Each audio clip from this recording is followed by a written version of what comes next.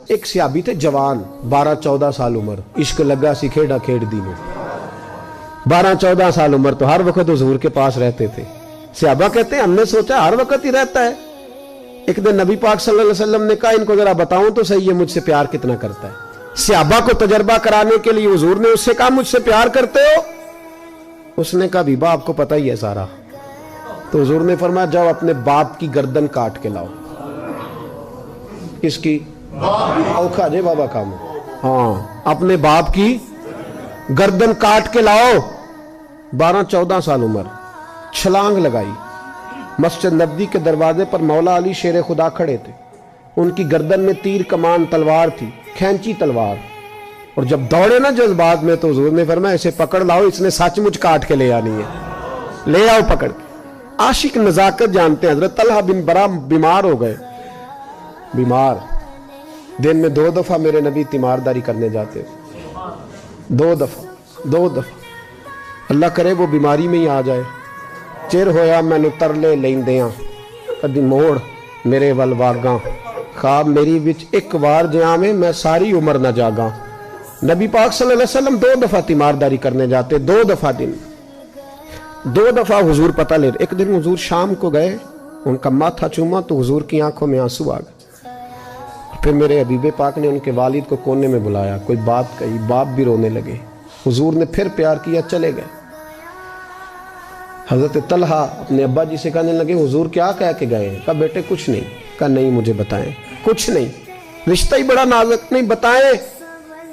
تو باپ نے سر پہ ہاتھ رکھا، کہا حضور کہہ گئے ہیں تو آج شام کو فوت ہو جائے گا، اور جب حضور نے کہا جب اس کا انتقال ہو جائے تو مجھے خبر کرنا۔ والد کو چارپائی پہ بٹھا کے تو حضرت طلحہ نے ہاتھ پکڑ لیا۔ عشق تے اگ دوویں ایک برابر، پر عشق دا سیک ودھیرا، اگ تے ساڑے ککھ تے کانے، عشق ساڑے تن میرا، او اگ دا دارو می تے پانی، مینوں کوئی دسے عشق دا دارو کیڑا، بلے شاہ اتھے کچھ نہیں بچدا جتھے عشق ہوراں دا ڈیرا۔ ہاتھ پکڑا باپ کا اور کہنے لگے ابا جی ایک وعدہ کرو، رات کو جب میں فوت ہو جاؤں تو نبی پاک کو اطلاع نہیں دینی، خبر۔ کہا بیٹے حضور کہہ گئے ہیں دینی ہے، تو کہتا نہیں دینی، کیوں؟ عاشق نزاکت جانتے ہیں، اگرچہ 12-14 سال عمر تھی پر عشق پکا تھا نا، نزاکت سمجھتے تھے۔ کہنے لگے ابا جی جن گلیوں سے حضور نے گزر کے آنا ہے وہ یہودیوں کی گلیاں ہیں، ایسا نہ ہو میرے جنازے کی خاطر حضور گزرے اور کوئی میرے نبی کو تکلیف دے دے، اس لیے خبر نہیں کرنی مصطفیٰ کو، آپ جنازہ پڑھ کے دفنا دینا۔ رات کو انتقال ہوا، باپ نے جنازہ پڑھا، دفن کیا، سارا کچھ جاننے والے رسول آئے۔ کہا مجھے بتایا کیوں نہیں؟